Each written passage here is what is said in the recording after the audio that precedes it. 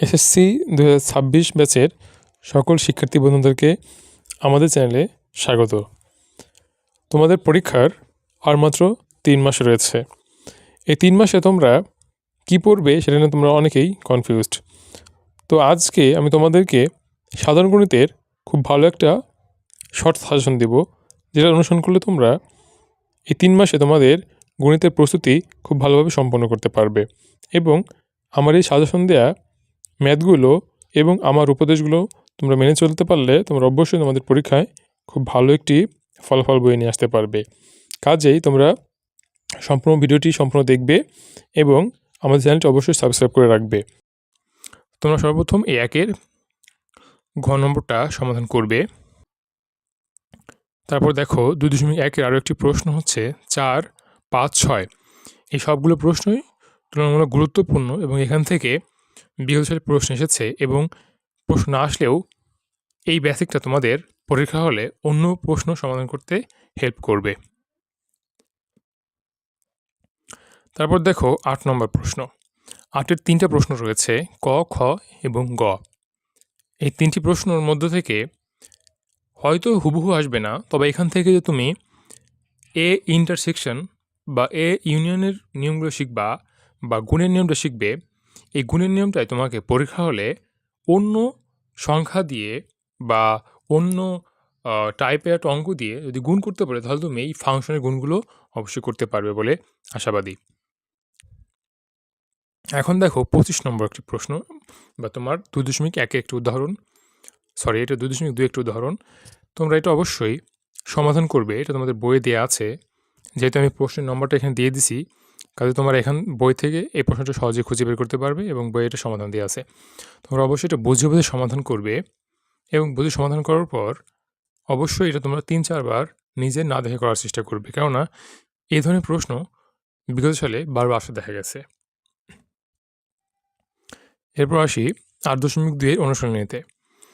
তোমরা যে 7 নম্বর প্রশ্নটা দেখতে পাচ্ছ, এটা সাধারণত এমসিকিউ এর জন্য খুব গুরুত্বপূর্ণ এবং এই ধরনের প্রশ্ন তোমার খাতায় করতে হবে না, এটা তুমি চাইলে ক্যালকুলেটরের মাধ্যমে সমাধান করতে পারবে এবং ক্যালকুলেটরে সমাধান করতে তোমার 1 মিনিটেরও অনেক কম সময় লাগবে। এবং এখানে যে প্রশ্নগুলো দেখতে পাচ্ছ 10 এবং 11, এই দুটি প্রশ্ন তোমাদের সৃজনশীলের জন্য খুব বেশি গুরুত্বপূর্ণ।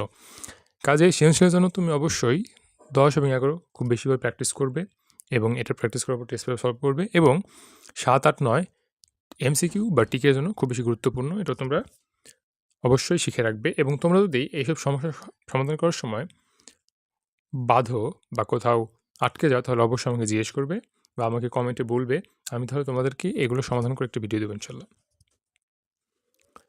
এখন দেখো 3.1 থেকে আমি তোমাদেরকে 5, 6, 7, 8 তোমাদের সাজেশনে রেখেছি, কেননা এখান থেকেও তোমরা এই সব প্রশ্নগুলো সমাধান করলে তোমাদের মধ্যে এই প্রশ্ন সমাধান করার বেসিক নলেজটা তোমাদের মধ্যে চলে আসবে এবং এর প্রেক্ষিতে তোমরা অন্য ধরনের প্রশ্নও সমাধান করতে পারবে। এবং আরও কিছু ম্যাথ রয়েছে যেগুলো 13 এবং 14 নম্বর সাধারণত তোমাদের ক নম্বর প্রশ্নের জন্য গুরুত্বপূর্ণ এবং 15 নম্বর খ বা গতেও আসতে পারে। এবং 3.2-এর সবচেয়ে গুরুত্বপূর্ণ অঙ্ক দুটি হচ্ছে 15 এবং 16।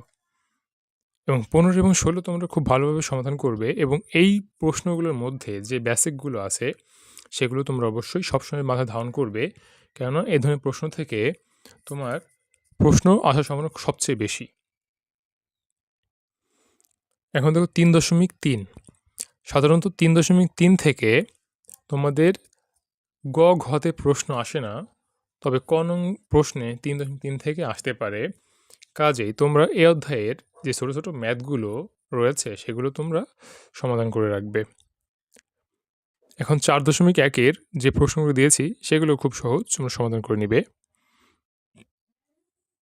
যে আরও কিছু ম্যাথ দিয়েছি 4.1 থেকে, আমি তোমাদেরকে যে হলুদ মার্ক করে দিয়েছি প্রশ্নগুলো, সেগুলো সমাধান করলে তোমরা পরীক্ষা হলে একটু হলেও উপকৃত হবে। এখানে আরও কিছু ম্যাথ দাগিয়ে দেওয়া হয়েছে। বিশেষ করে এখানে যে 20 নম্বরটি প্রশ্নটি রয়েছে, 20 নম্বর প্রশ্নটি তোমাদের সৃজনশীলে খ বা গয়ে 4 মার্কের প্রশ্নের জন্য খুব গুরুত্বপূর্ণ। আর 4.2-এর এই প্রশ্নটি বলা চলে চতুর্থ অধ্যায়ের সবচেয়ে গুরুত্বপূর্ণ একটি প্রশ্ন, কাজেই তোমরা এটা কখনোই ইসি করার চিন্তাও করবে না। এবং এখানে আরও মার্ক করার প্রশ্নগুলো আছে, সেগুলো সমাধান করবে। আর 4.3 থেকে সাধারণত তোমাদের কতেও আসবে না, সৃজনশীলেও আসবে না, তবে এমসিকিউর জন্য খুব বেশি গুরুত্বপূর্ণ। এবং এমসিকিউর জন্য 4.3 থেকে তোমার ম্যাথ করতেও হয় না, ক্যালকুলেটর ইউজ করলেই ম্যাথগুলোর উত্তর বের হয়ে যায়। এখন চলে আসি 11তম অধ্যায়। 11তম অধ্যায়ের শুরুতে 5 নম্বর উদাহরণটি রেখেছি। 5 নম্বর উদাহরণটি তোমরা বই থেকে সমাধান করবে, বইয়ে উত্তরটি দেওয়া আছে। এবং 6 নম্বর প্রশ্নটিও অনেক বেশি গুরুত্বপূর্ণ, এটাও তোমরা অবশ্যই সমাধান করবে। এবং তারপরে সবচেয়ে গুরুত্বপূর্ণ একটি অঙ্ক 11 অধ্যায়ের, সেটা হচ্ছে উদাহরণ 11। এর একটি সৃজনশীল। এই ক, খ, গ 3টি প্রশ্ন খুব বেশি গুরুত্বপূর্ণ, এর হুবহু আসার সম্ভাবনাও রয়েছে। এরপর আসে অনুশীলনীর 7 নম্বর প্রশ্ন।